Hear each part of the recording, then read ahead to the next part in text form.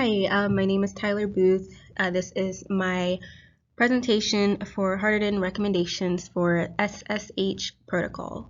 Thank you. What is SSH protocol? Secure shell / secure socket shell is the preservation method of verification and conversation amongst consumers and systems over the net. This encrypted network protocol operates with a component-based prototype that supplies encrypted access and communication amongst the solicitor and the service supplier. Usually, system administrators utilize SSH to allow entry to the critical framework. Next will be procedure to authenticate with SSH. The secure commission supplied by the SSH key is accomplished with an asymmetric encryption. It utilizes keys to decode the interconnection preservation. This type of encryption procedure is known as public key encryption. SSH protocol operates with analytical acquired coupled keys, which are public and private keys. The user that has the needed private keys achieves entry to the system with the public key. The public key is accustomed to cipher the information for preserved communication. The private key decodes the ciphered information to collect the primary, while the recipient exposes the documentation. Now I will talk about the features of SSH. Uncomplicated development. SSH keys are naturally developed by accredited management structures or by the system admins. The developed key has no expiration date within the system. The developed key can be reserved within the essential files when necessary. Safeguard users' identification. The consumer applies the credentials to gain entry to the remote network. Yet, the accreditation is presented as unencrypted text when dispatched to the internet. It is possible for cyber criminals to commence a cyber attack on the enterprise.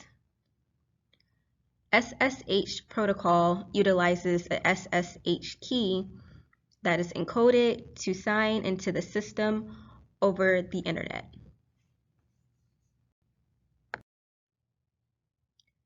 Features of SSH continued. Preserved communications amongst users. The SSH key utilizes an encoded method to encrypt the transmission between consumers and the system. The key instructions are inflicted to cipher the message, including the exporter, and decode the message as the recipient accepts the primary prototype. Preserving implementation of remote requests. The system admin is required to implement similar requests on distinct systems that are linked to a network. The remote requests are enforced by acknowledging the system's identification to distribute the request. The last features of SSH continued. Selecting the petitioned operation for exclusive users. The user desires to abandon their account for different users to glimpse at a certain aspect or execute a distinct task. The SSH key is manipulated to assign the select jobs, to issue the users, and additional duty entry is refused by the certain user. Preserved port transmission. This feature transports the communication appeals from port to port while linking remote devices to particular services within the private network. While acquiring an enterprise system remotely, it can guide the connection within the firewall to intercept any threats.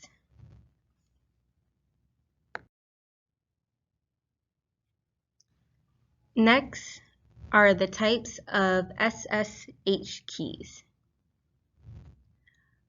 RSA is considered the earliest public key cryptography. It is normally utilized to transfer data securely.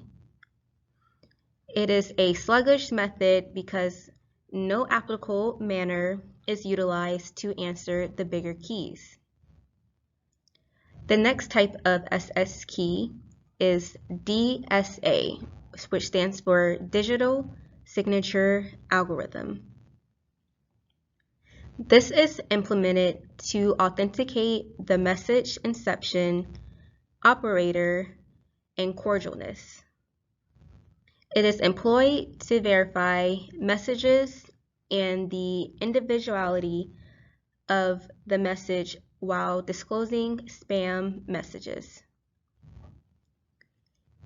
ECDSA, Elliptic Curve Digital Signature Algorithm. This is the most current digital signature that employs elliptic curves to implement encoding procedures. Next is Open SSH features.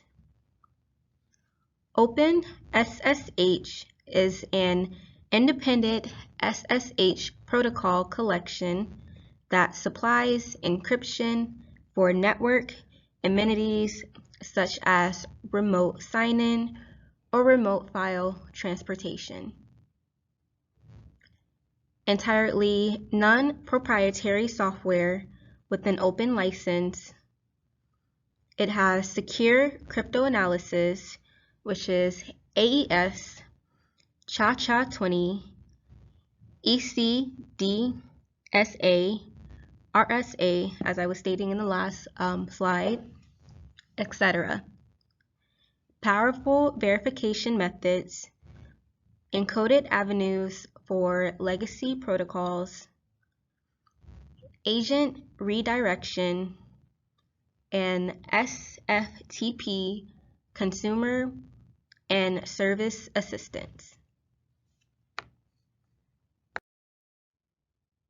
Finally is the Hardening Recommendations for Open SSH. Hardening Recommendation number 1. Executing IP addresses restrictions. Using IP address restrictions to restrain the users are permitted to sign in to the server on per IP address footing. Executing the IP address allow list will guarantee that the certain people will be capable of sign-in from pre-authorized IP addresses. Hardening recommendation number 2. Limiting the shell of the user. SSH is substantial